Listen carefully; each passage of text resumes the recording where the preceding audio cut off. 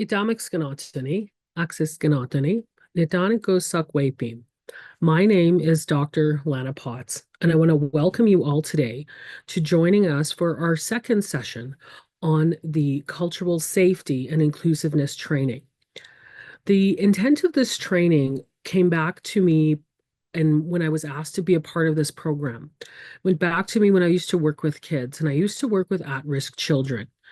And I probably in my younger days didn't really understand what was happening with them, or people used to always, say things to me around what's wrong with your people or what is happening in your communities.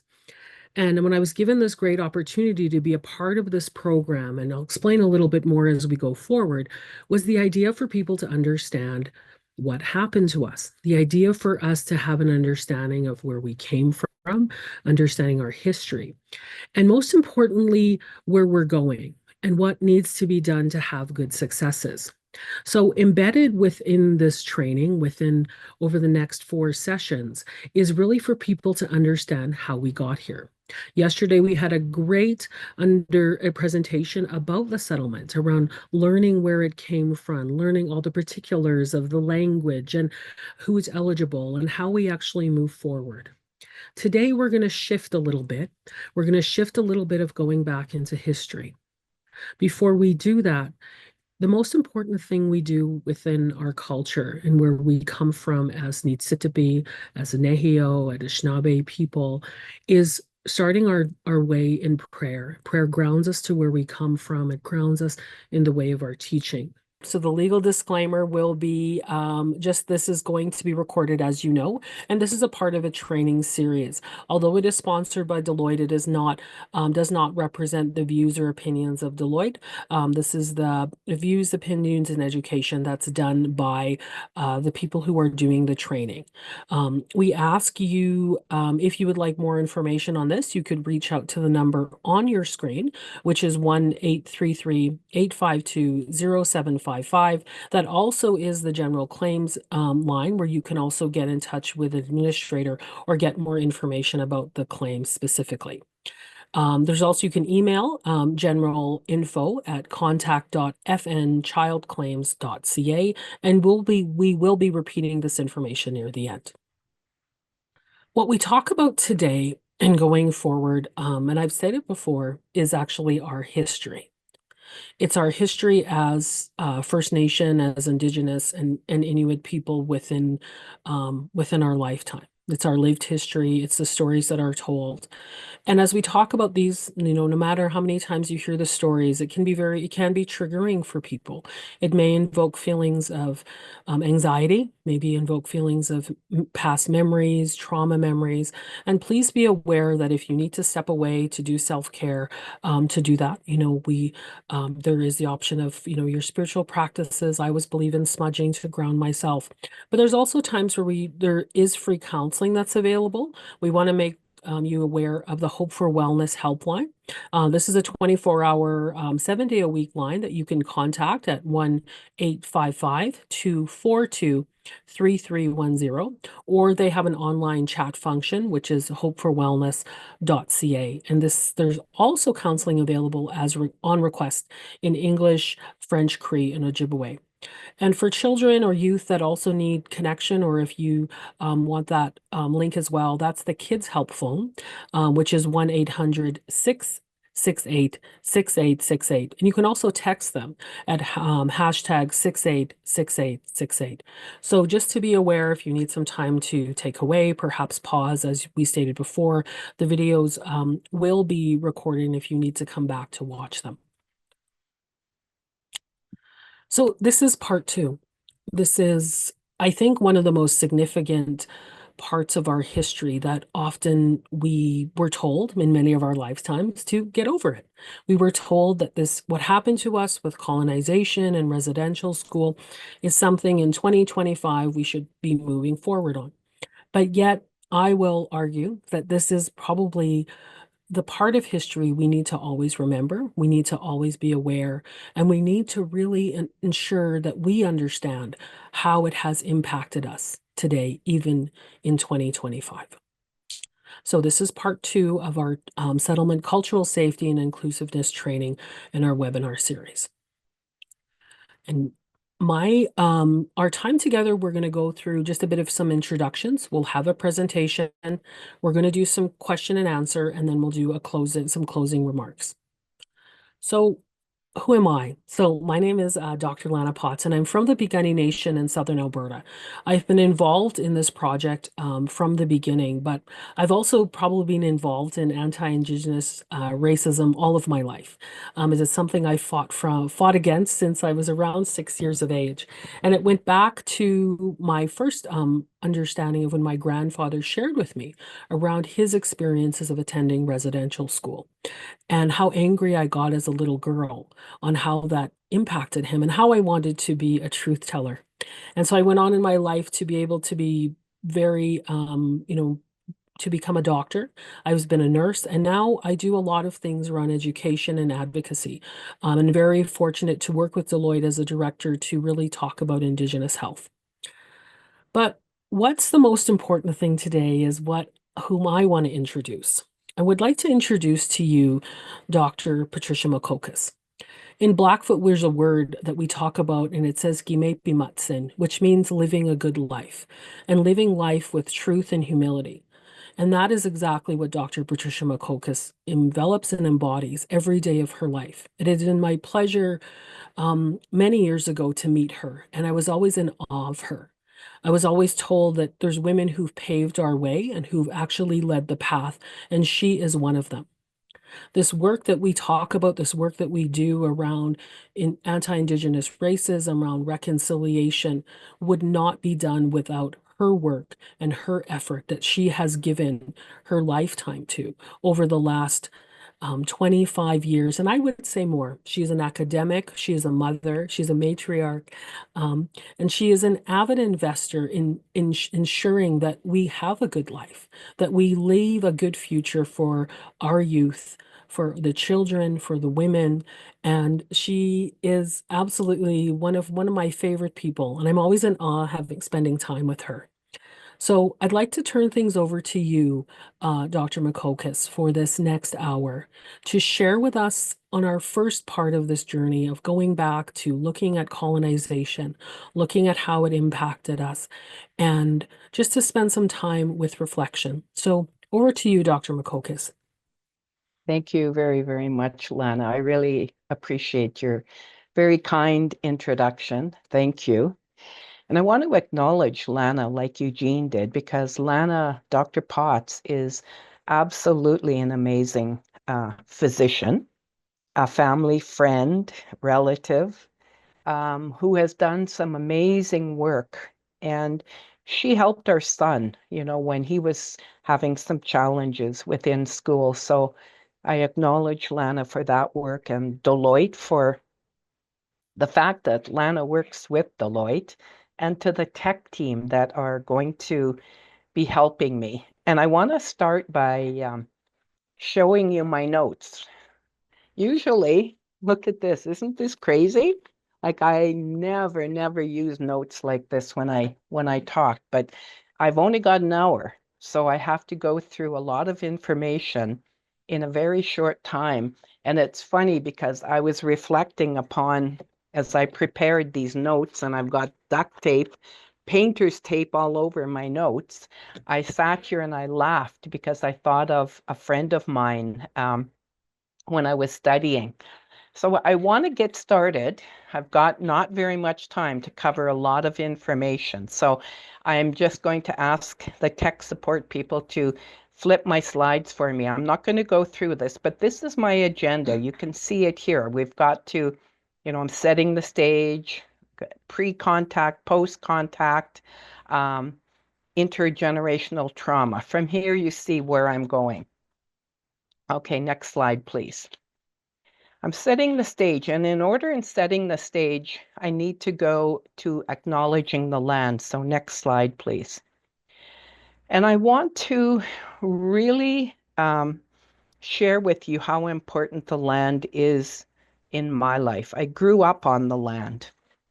So I acknowledge Creator, Mother Earth, the sun, the water, the land, the wind of the four directions, east, south, west, and north. I acknowledge that I have a deep responsibility of stewarding the land, caring for our collective mother and all upon her. I lift up and I pray for our four-legged relatives, the winged ones, the swimmers, and the crawlers. I pray for all of our relatives, those human and the other relatives. As we hunt for food, we take only what we need in the interconnected relationship that we have on the land. I acknowledge that I stand on the shoulders of those who came before me, and I have a responsibility to think 7 generations ahead like they did for us.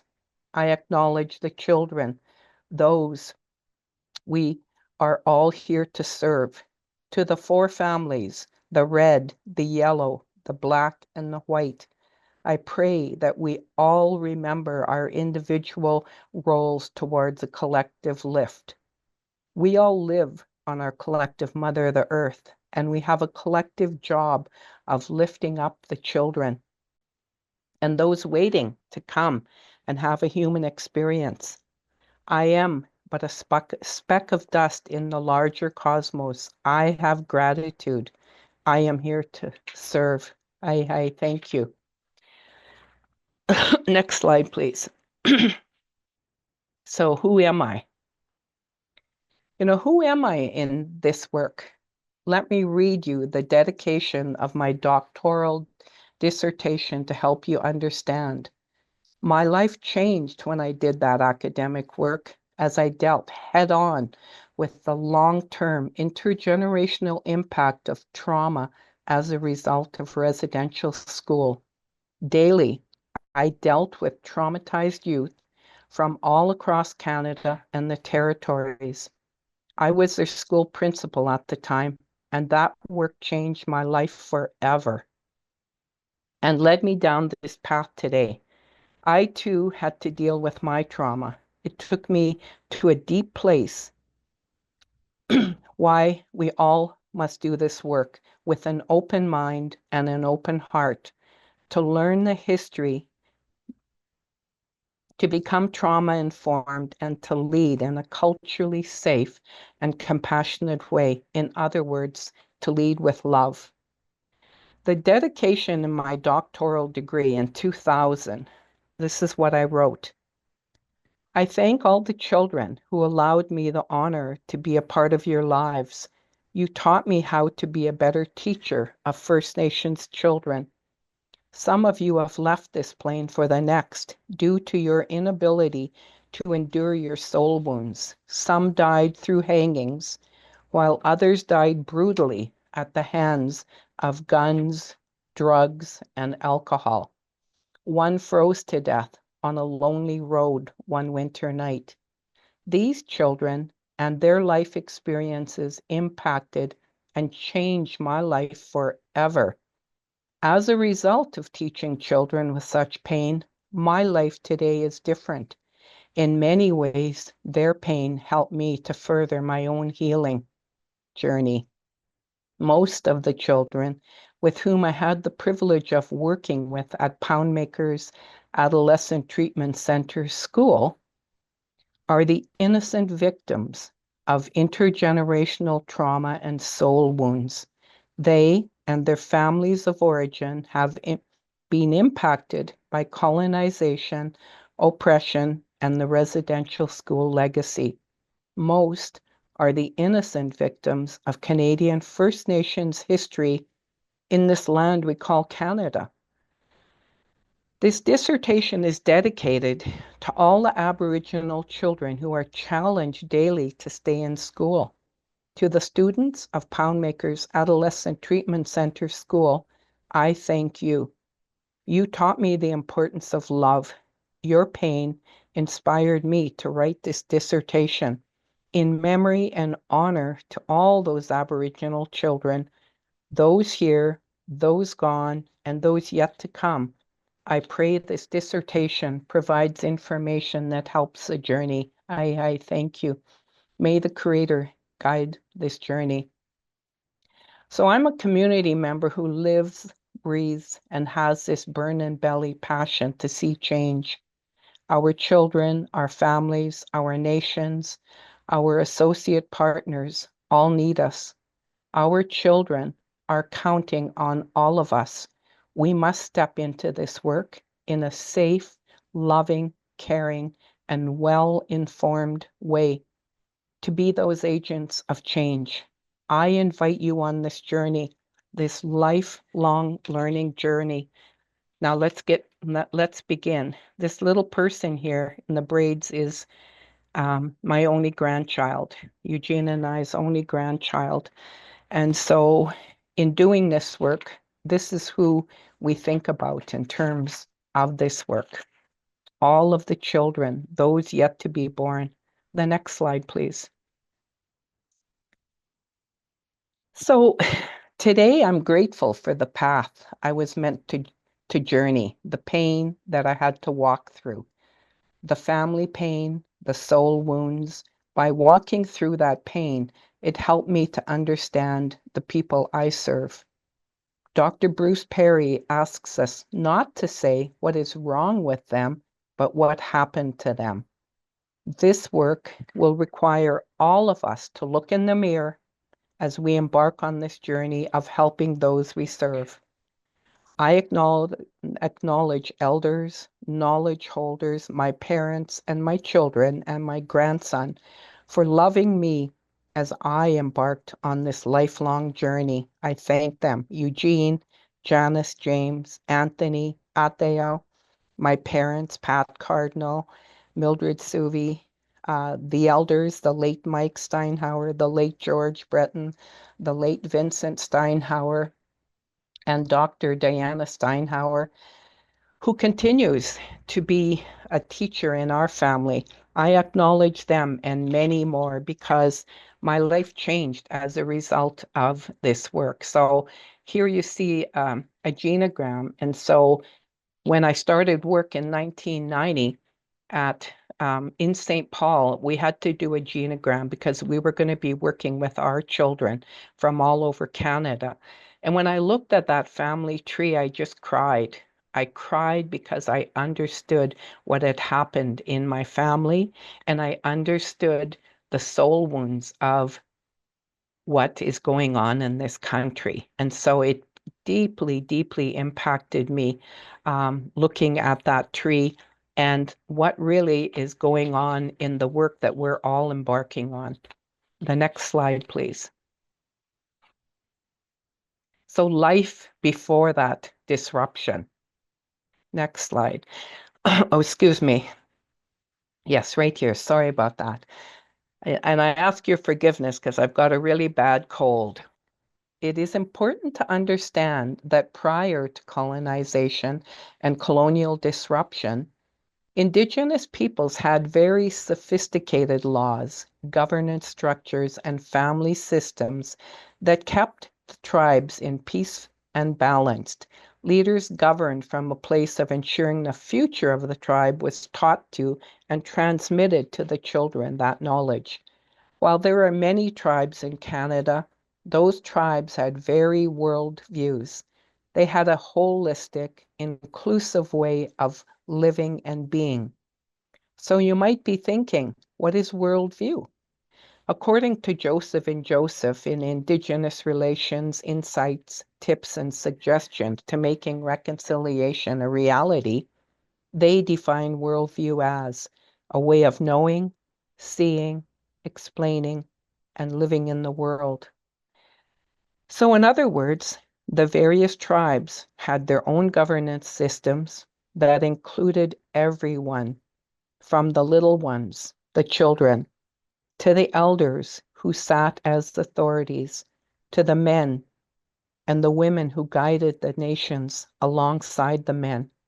So when you look at this photo, the elders that I worked at Blue Quills First Nations College, now University of Blue Quills, spoke of our collective responsibilities to the nation, that we worked in service to the tribe, the nation, that our decision-making was cooperative, working towards consensus in that decision making with a deep sense of equalness, where women were very much a part of the tribal decision making.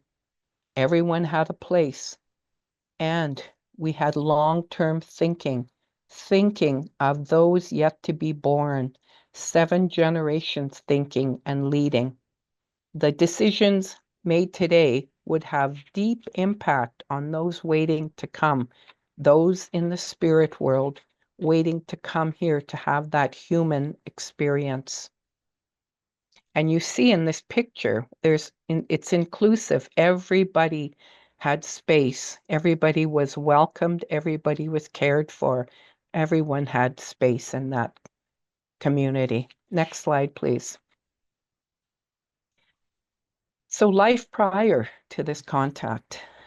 According to Indigenous scholars, such as Cree scholar Willie Ermine and Blackfoot scholar Dr. Leroy Littlebear, for example, most Indigenous peoples lived in harmonious relationships on our collective mother, the earth. Man was not elevated above anything or anyone. In fact, the late elder Mike Steiner, who my team taught with at Blue Quills, spoke of life force and the forced life.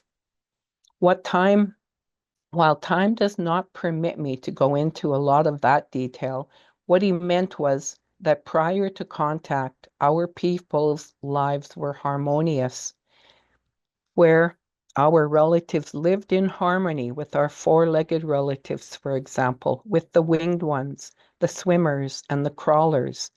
That relationship was one of interconnectedness and respect. In this graphic, the one on the right, we see a circle representing that Indigenous worldview, where you see the pictures there of the circle and the pyramid. That's the one I'm talking about. We see a circle representing that worldview, the Indigenous worldview, where man is a part of that interconnected relationship with our other relatives. Mike spoke of the forced life, when Indigenous peoples were forced into residential schools and man dominated everything and everyone, thus moving from life force to forced life. From the life force of a harmonious, interconnected relationship with all beings, large and small, to one ruled by man, with man, ruler at the top, in a hierarchy of power and control over all beings. These differing worldviews created challenges back then, as they continue to do so today. Next slide, please.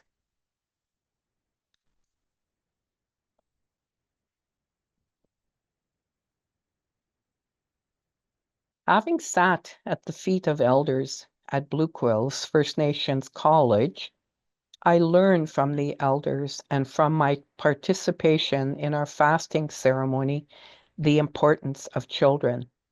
Children were traditionally nurtured and taught by the old people, the elders.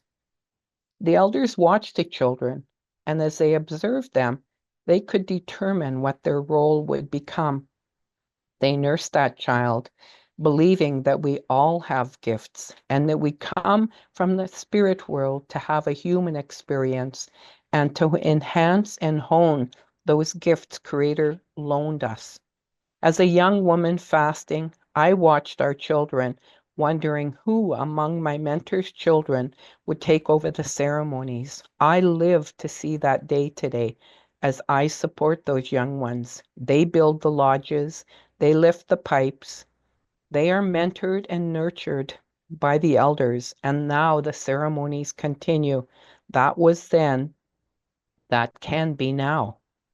Family systems were intact, and they included everyone from the little ones to the oldest.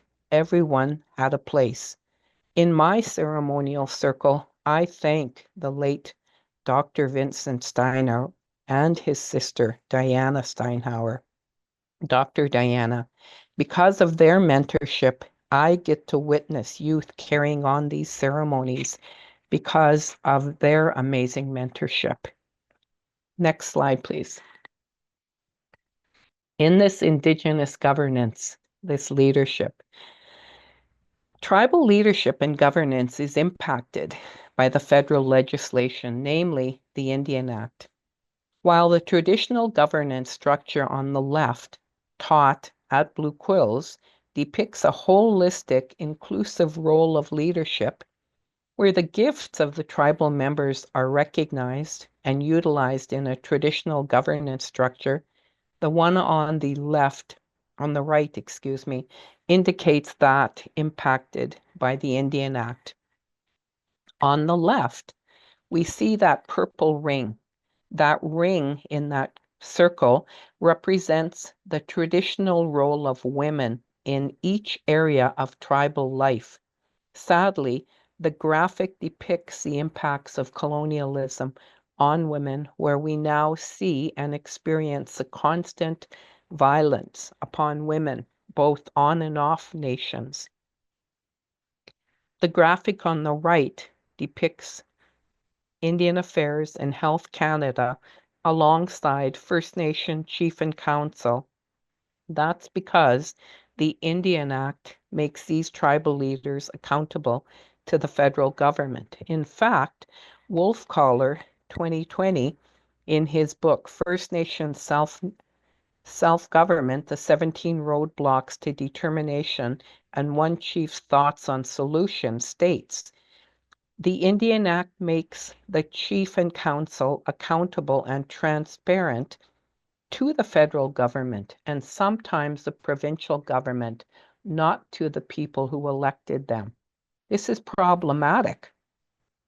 This can pit tribal members against one another as they vie for limited seats, and ultimately it pits families against each other. For example, if there are 9 elected spots and 40 people are running for those 9 spots, after the election, potentially 31 band members and their families are going to be very upset. This in turn has long-term implications on how and what happens for the nation and leads to potential violence, including lateral violence and further divisiveness and other unhealthy leadership implications as the people vie for the few jobs and potentially that ongoing poverty state.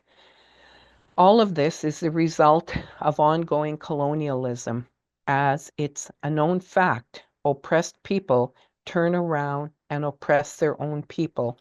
That's the nature of the colonial beast. In fact, we would be administering our own poverty. Next slide, please. The origins of Crown First Nations relations. Next slide, please. The origins of these Crown First Nations relations is the Royal Proclamation, which created the legal political structure to establish the future relations and interactions with First Nations. It set out guidelines of settlement for European settlers in the lands that we call Canada. It established the treaty-making processes between the First Nations and the Crown. Next slide, please. Here, I want to acknowledge the work of Sharon Venn and Dr. Diana Steinhauer, who continuously teach us about treaties. You know, at the time, I'm going to read this quote by Sharon. At the time of the treaty making, Indigenous peoples never gave up the land. While the Indigenous peoples talk about the land and the making of treaty, we are talking about our life and the life of future generations. Land is central to that process. We have a relationship with our creation based on a legal system designed to protect and honor the land. We are in a situation today because the Crown failed to uphold the promises it made to our ancestors during treaty making. The stories and oral history passed on by our elders and knowledge holders tell a different understanding of treaty. We agreed to share the land, to live side by side without interference, and our way of life would continue. This did not happen, and this is why we had things like the Indian Act, residential schools, the pass system, the 60s scoop. The Crown failed to honor and uphold their end of the treaty.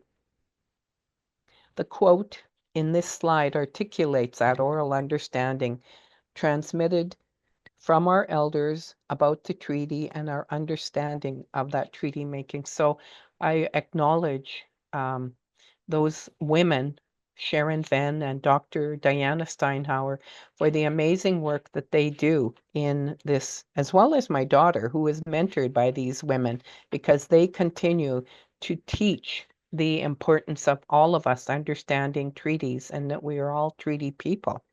Next slide, please. I want you to look at this slide and I want you to look at the land. Look at in that 1655, that over 97% of the land is where the tribes are. And it gets smaller in 1763 and then 1871 and today.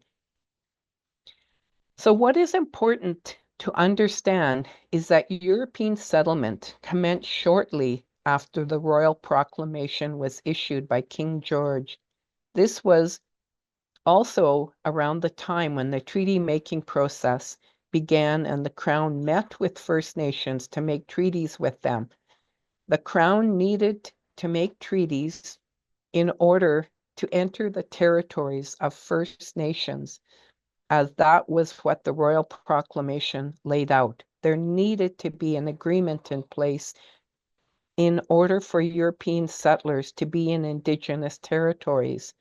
The proclamation and the Treaty of Niagara became the foundation for treaty making to happen and Indigenous diplomacy with the Crown to establish the current and ongoing Crown First Nations relationship that exists.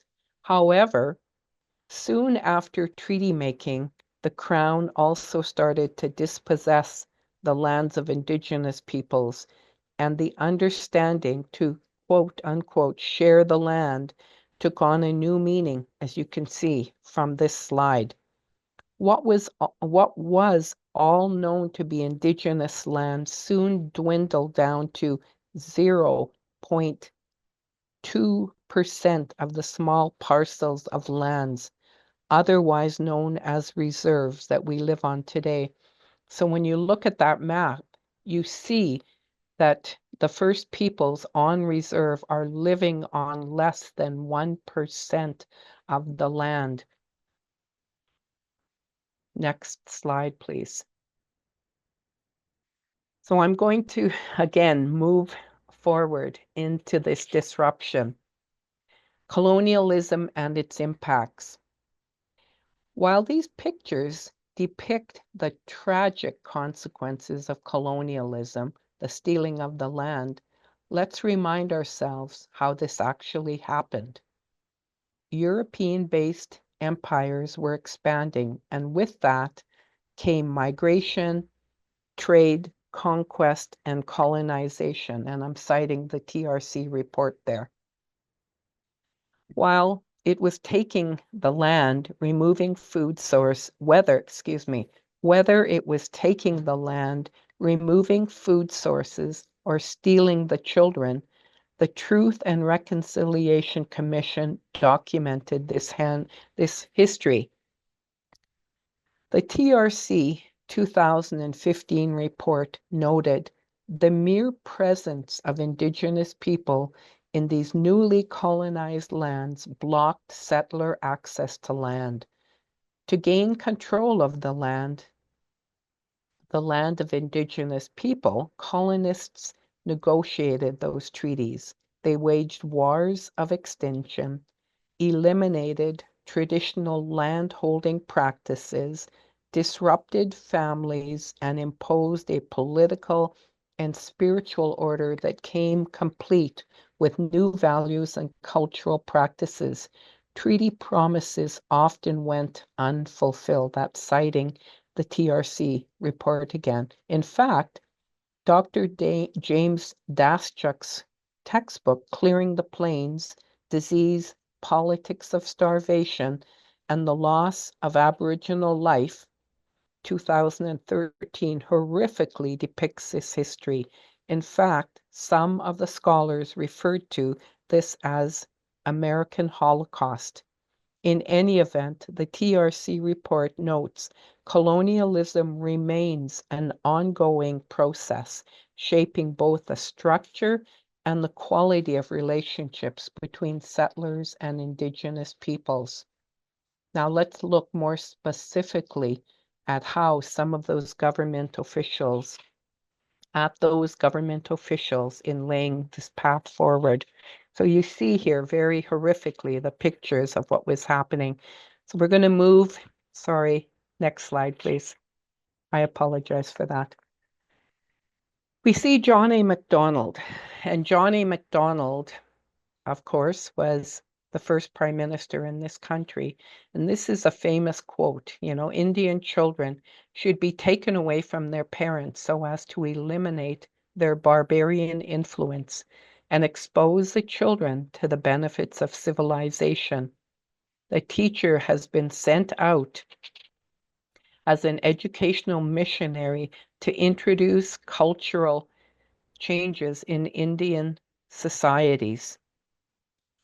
Further, he went on to say that if the school is on the reserve, the child lives with its parents, who are savages, and though he may learn to read and write, his habits and training modes of thought are Indian. He is simply a savage who can read and write. It has been strongly impressed upon myself as head of the department that Indian children should be withdrawn as much as possible from the parental influence, and the only way to do that would be to, excuse me, put them into central training industrial schools where they will acquire the habits and modes of thought of white men. Next slide.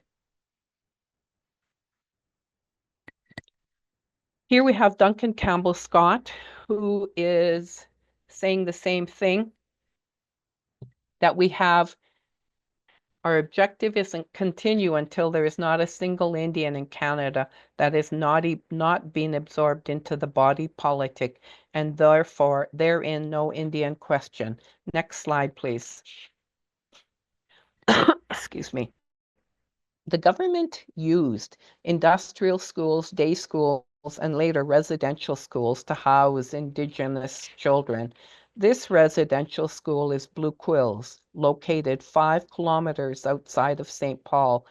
I worked in that building for 14 years. Schools such as these were located across Canada. The government used these schools, right? They partnered with the Roman Catholic churches, the Anglican, the United, the Methodist, and the Presbyterian. These were the main denominations. And this is a picture of Blue Quills, where I worked for 14 years. Next slide, please. Okay, Canada acknowledges the residential schools. Next slide, please. So here we have Phil Fontaine, right? He was the chief of the Assembly of First Nations, and he led that class action lawsuit. And here quoting as 150-year journey of tears, hardship, and pain.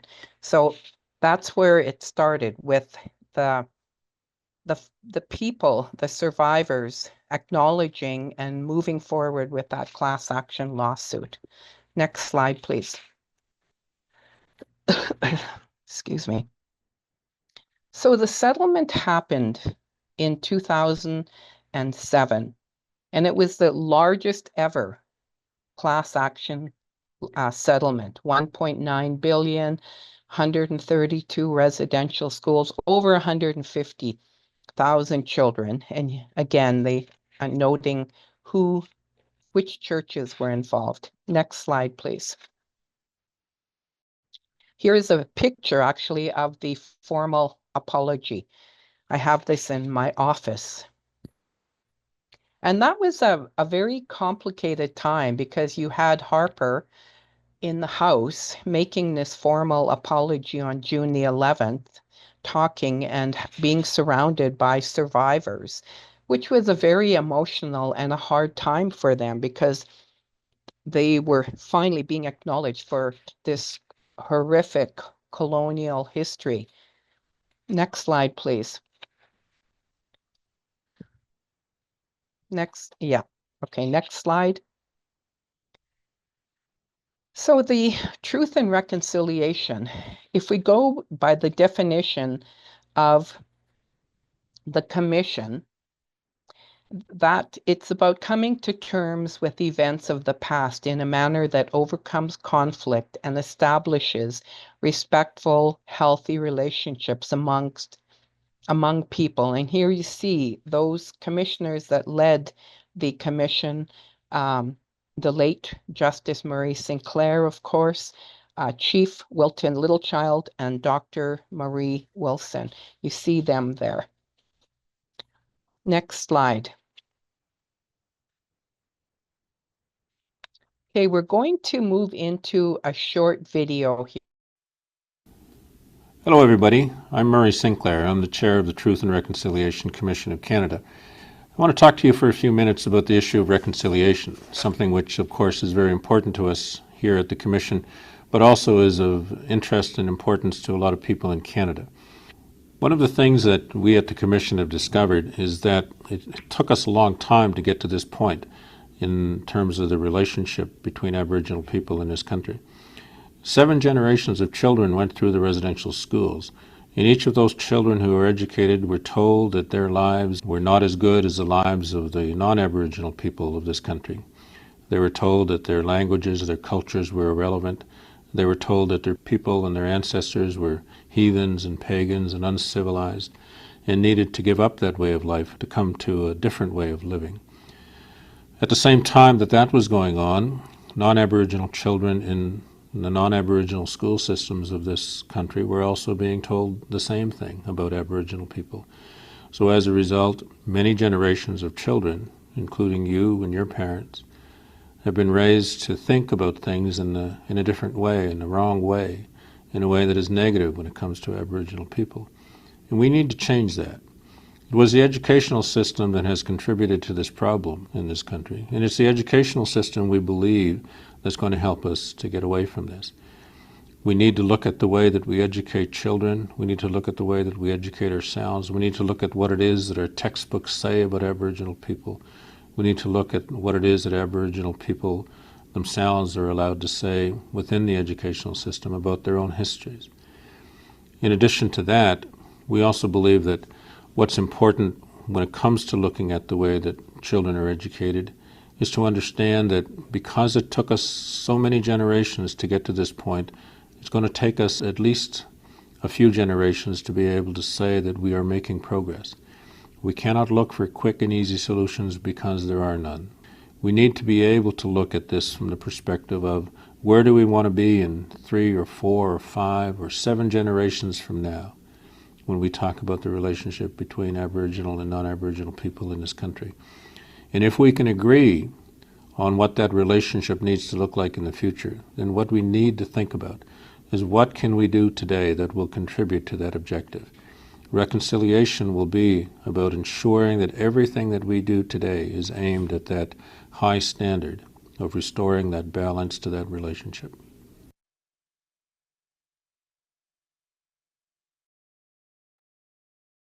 So as we move to the next slide, I just want you to think about how did this oppressive history impact you? How did it, I shared some of the things of how it impacted me. And how is it impacting all of Canada? Because that's the big question as we embark on this work with Deloitte and these claims. That's what we have to ask us, and that's what we need to be thinking about. The next slide, please. So that invites us to think about telling the story, listening with our heart. People cannot put traumatic events behind until they are able to acknowledge what has happened and start to recognize the invisible demons they're struggling with. Telling the story is important. Without stories, memory becomes frozen. And without memory, you cannot imagine how things can be different. The next slide, please. So in 2015, I took a position with the University of Alberta. Amongst the many things I did in the Faculty of Extension was to help the university figure out how to deal with reconciliation. I can remember it like yesterday. Lisa from the New Trail magazine asking me to help to publish a paper for the alumni of the university. As I sat with Lisa, I realized her innocence and her ignorance.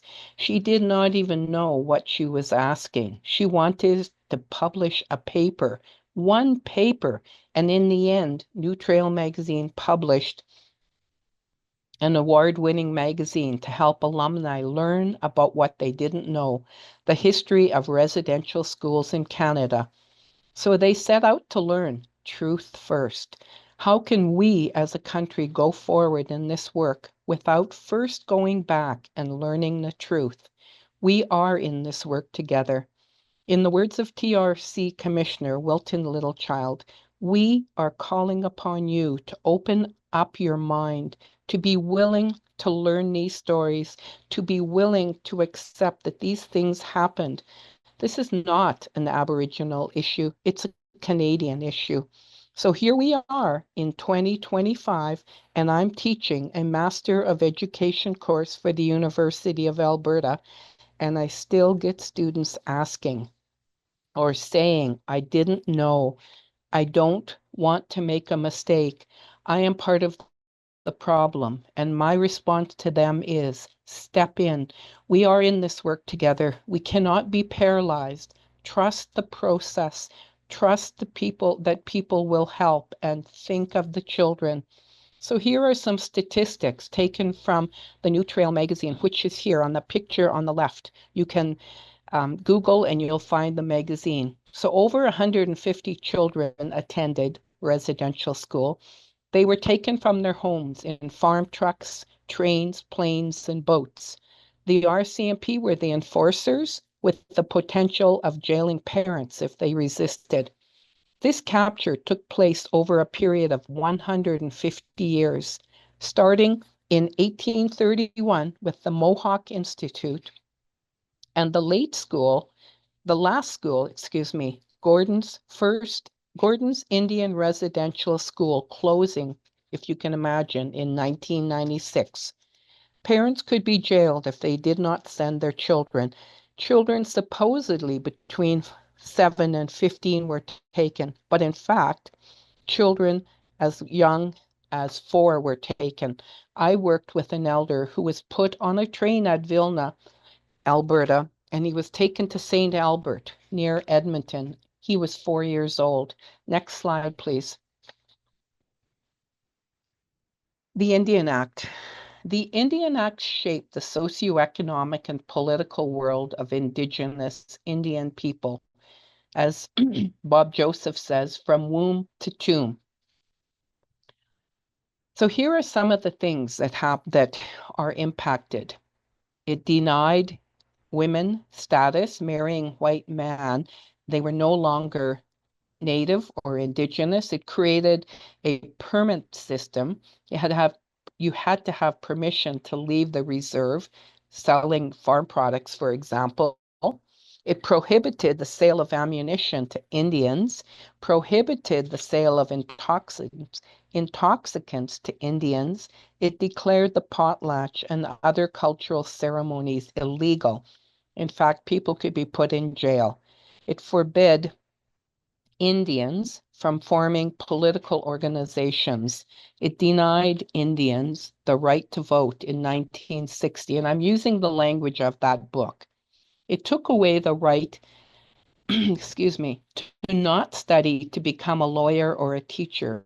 While these are but a few examples, and some of these discriminatory pieces of legislation have changed, the repercussions persist. For example, women who traditionally were very much a part of tribal governance decision-making continue to feel the reverberations of displacement and oppression at the hands of patriarchal Indian Act legislation today. Excuse me.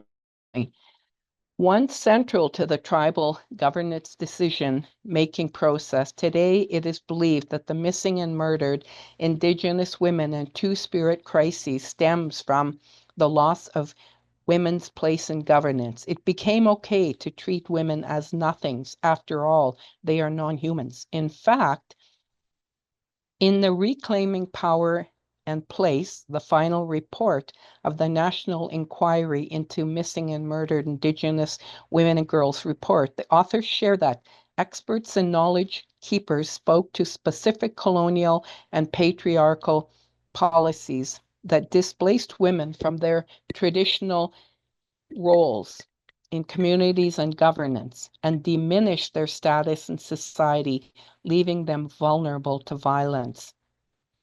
They noted that persistent and deliberate human Indigenous rights violations and abuses are the root cause behind Canada's staggering rates of violence against Indigenous women, girls, and 2S LGBTQIA people. The next slide, please. Truth before reconciliations. So life at those residential schools. While these pictures depict small children in fields and girls making bread, the many, many survival stories speak of isolation, loneliness, and torment. I want you to think about your own children, your nieces or your nephews, or if you're blessed to have grandchildren, them. What would your life be like if they were stripped away from you at 6 or 7 years of age? How would you cope? Now imagine the trauma these children experienced. Upon arriving at the residential school, children were separated by gender, age, and siblings never got to talk to each other. How traumatic is that? Children were scared, lost, lonely, silenced, lacked affection, and often they could not speak English, and they were often beaten if they were caught speaking their own languages. These experiences, they experienced, mental, emotional, physical, spiritual, and sexual abuse. The facilities were often poorly constructed, poorly maintained, overcrowded, unsanitary fire traps. The children were farm help. They kept the facilities going as frontline slave labor. Funds were minimal, food was scarce, and the children experienced hunger as there were many to feed. That's from the TRC report. In fact, they called it institutionalized child neglect. And lastly, they buried the children too. One of the elders I team taught with at Blue Quills would share a story of himself as a little boy having to dig the graves.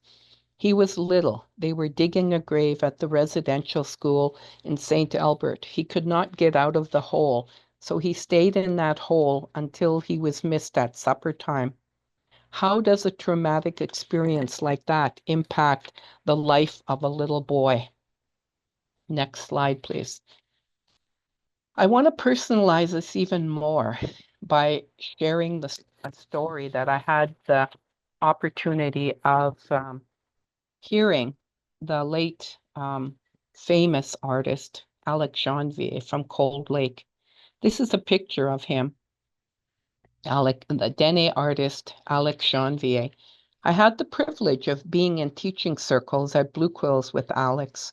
He was a storyteller and he had a sense of humor, but sadly, in this story, told in the early 2000s, he was sharing a bit about his experience at Blue Quills Indian Residential School. In his words, I am Alex Janvier. I represent death. I represent abuse. I am a survivor. Many of those who went to school here with me are now dead. Their spirits were twisted, broken, or torn away from them. It was here where I learned to shut down my feelings. When you're between 5 and 10 and you're told day in and day out, Christ died for your sins, this message repeated time and time again messes up your mind and destroys any sense of cultural identity because you grow up with a deep sense of shame. Worst of all, you're made to feel ashamed of your parents and your grandparents because you were repeatedly told they worship false gods. So when you return home, instead of feeling love, you feel confusion. Worse still, because your parents have turned to alcohol to cope with the trauma of losing their children. Your shame at them becomes reinforced, and you grow up hating everything Indian. We used to get beaten up regularly. I lost 60% of my hearing in one year and 20 in the other because they used to slap us so hard. When I left here, my spirit was broken and I turned to alcohol. Only when I discovered my gift of painting did I slowly recover my spirit and my sense of self. I painted the pain of myself and my people for a long time. Through art, I recovered the voice of our ancestors and their stories, for these stories were lost, as there was nobody to tell them to when the children were taken away. When we hear elements of first-person stories, such as Mr. Janvier's, we can learn about the many, many losses, the unresolved and perpetual grief. These experiences are alive and they are with us today. They are in the families of the children before us. We need compassion as we hear of the shames, the internalized pain, losses of self-worth, loss of identity, loss of parenting, as Alex shared, self-harms, alcohol to cope with the stealing of the children, and so forth. The unresolved grief comes out in the lateral violence, the fears of authority, domestic violence, neglect of children, spouses, elders, mental illness, depression, and suicide. The lists go on, as do the soul wounds, the pains. We must educate ourselves. I had the privilege of meeting and taking a workshop from all three of these professionals while presenting at the same trauma conference as Dr. Mate.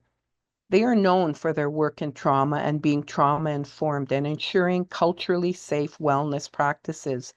Dr. Maria Yellowhorse Braveheart defines historic trauma as cumulative emotional and psychological wounding over the lifespan and across generations, emanating from massive group trauma. Duran and Duran, who I studied in my doctoral work, referred to this trauma as soul wounds. That resonated with me then, and it still does today. For we are dealing with soul wounds, pain carried at the heart level, that we must be gentle, caring, loving, and so deeply cautious in our work. The Adverse Childhood Experience Study, referred to as the ACE study, is an excellent study to look at in terms of childhood adversity and the long-term intergenerational impacts on health. Next slide, the one on lateral violence. So I want us to remember, that lateral violence is connected to all of what you see there, and that to remember that we are good people. We must learn this colonial history, for it continues to impact all of us.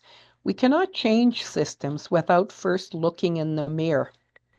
Jody Wilson-Raybould, in her textbook, True Reconciliation, How to Be a Force for Change, sums it up succinctly in her book titled Learn, Understand, Act. Do not get discouraged. Do not take things personally. Remember, we are dealing with systemic, institutionally architected colonialism intended to kill the Indian and the child. But now those children are adults. The children are now adults, and that childhood pain can play out in adult frontline service roles as we as well as politically elected leadership roles. So be wary, cautious, while remaining optimistic and compassion-centered. Let me tell you a story of a meeting with the chief and council. The person in that boardroom is me, having a conversation with a leadership team. I was there to talk about this very issue, what we could do to address the addictions, the disparities, the complexities, the violence that many nations face, and how we move forward. The chief stands up, clears the whiteboard, and says, "Okay, Pat, tell us what you would do."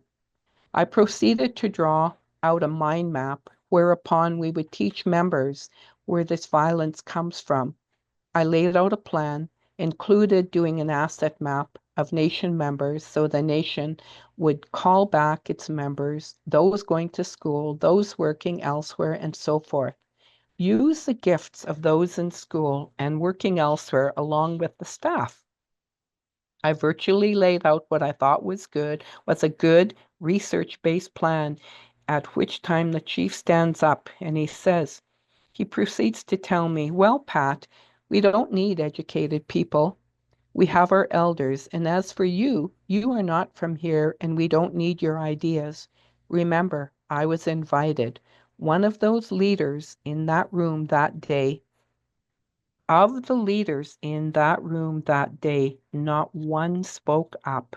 Two women were present, but no one spoke up. I shook hands with everyone and I left. That day, I vowed to educate as many people about the long-term intergenerational impacts of violence potentially bestowed upon each of us as a result of this insidious, ongoing oppression and violence that is normalized. This history is not known by most people, and the resultant oppression and violence needs to be understood if we are to turn this ship around. We must all learn this history, keep going on professional development, remain focused on serving those that we serve, the children and their wounded families, those who continue to carry those soul wounds for this horrific history. I am reminded of the late Elder Mike Steiner, who always reminded us, let us go back to the life the Creator meant for us to live. The violence, all forms, must stop. Our children need us. The next slide, please. About 10 years ago, I volunteered to do a workshop for Youth on a Nation. I wondered how I would actively engage this group, so I decided to use Play-Doh. I was asked to teach them a little about leadership, include a little about culture, and keep it simple. So I did just that. I kept it interactive, using Play-Doh, a whiteboard, and talking circle dialogue. Knowing that some Indigenous youth can be shy, I used the Play-Doh as my means to engage the youth. One of the activities we did was using the Play-Doh to express sadness and happiness in what they see in their families and on the nation.